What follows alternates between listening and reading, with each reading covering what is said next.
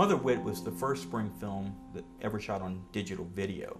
Before, we always shot on 16 millimeter. But you know, I treated it exactly the same. To me, it was film. We were still on the same timeline. We still had a healthy respect for economy. And even though we could burn a lot of videotape, I still treated it as though it were film. So everything was set up without any difference. Video has always been the easy format, the flat lit stuff. Looks like a soap opera. Everything's in focus. Film always had the ability to control subtleties. Well, things are changing. Suddenly video with gamma control, with control of aperture, with control of depth of field, and some good lenses, video looks pretty darn good and can have a quote-unquote film look. Because anybody can do it. Anybody can pick up a mini DV cam and go out and make an image. Same is not true of film. Cinematography, be it with film or tape, is painting with light, which means somebody has to consciously go into a scene and light it, create the mood with lighting. Well, it was a real challenge for a DP who was familiar with film, 16 millimeter. I think it took some guts to step up and say, I'm going to shoot with something I've never really shot before. But I've got film style, film techniques, I know the craft involved, I know what lighting is, I'm going to try it. It made absolutely no difference to the performers. There was no hesitation, doubt, insecurity, or complaint, if you will, that we were working with digital video as opposed to film. No one questioned it, no one was bothered by it. The work was exactly the same as if it were a 16 millimeter. The interesting thing is, to me, once you get going, it's not necessarily the gloss that's on the film or the resolution that's on the screen. It's the story.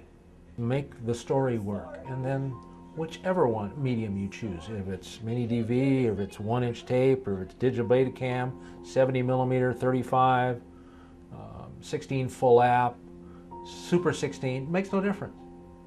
Make the story work.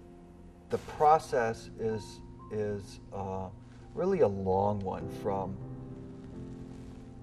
the creation of the story through pre-production, which can go through all kinds of trials and tribulations. We shot in 10 days, right up to Easter. I sit and speak right now, and there's still a couple of shots, templates that we need to do. I'm in the middle of editing it. I am editing with Phil, with decisions that we are sharing. He's got to take the lead. He's got to see the performances that he got out of those people and decide which ones he wants, how he wants this thing to pace and flow. So I'm following him a little bit, actually quite a bit, except at those moments when I can help him. I can help him from, shall we say, walking over a cliff, or I can help him take a path that he hadn't thought of.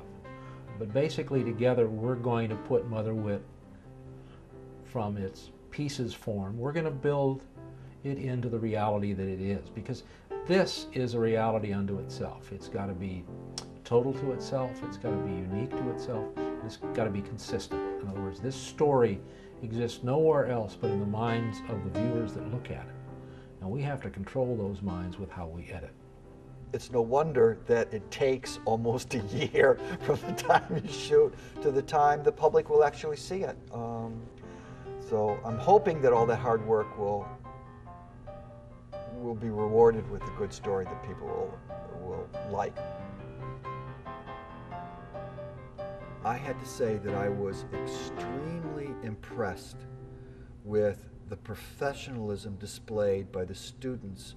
And I was very pleased and very overjoyed that the students were so well prepared.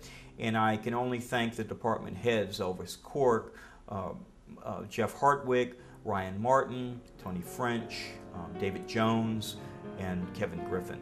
All of them had their people prepared, and when we started shooting the first day, they knew what they had to do, and we got the job done. And I had actors who are actually teachers in other universities come up to me and express their gratefulness that our students, our UNO students, were so darn good at what they did.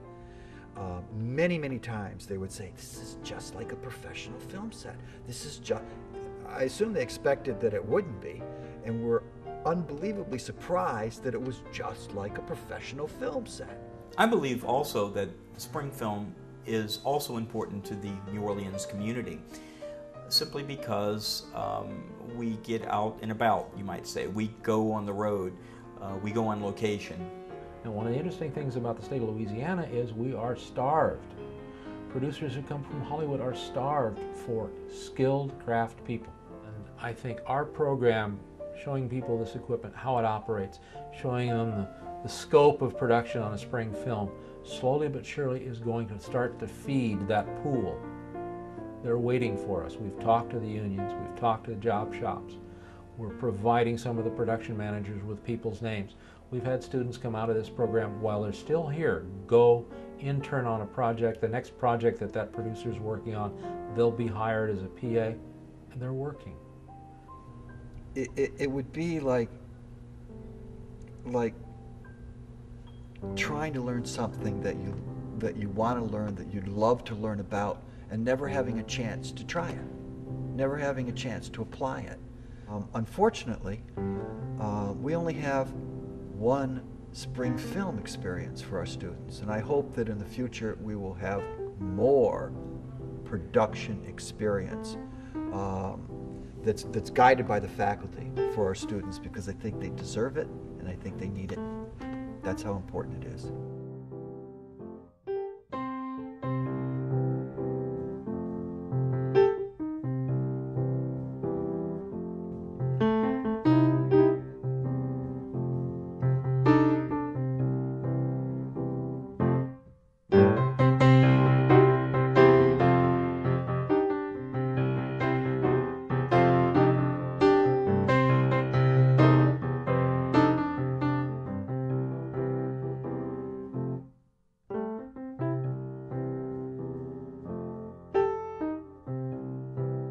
Harold Reiner's dime a dozen. We could have gotten rid of that producer at any time.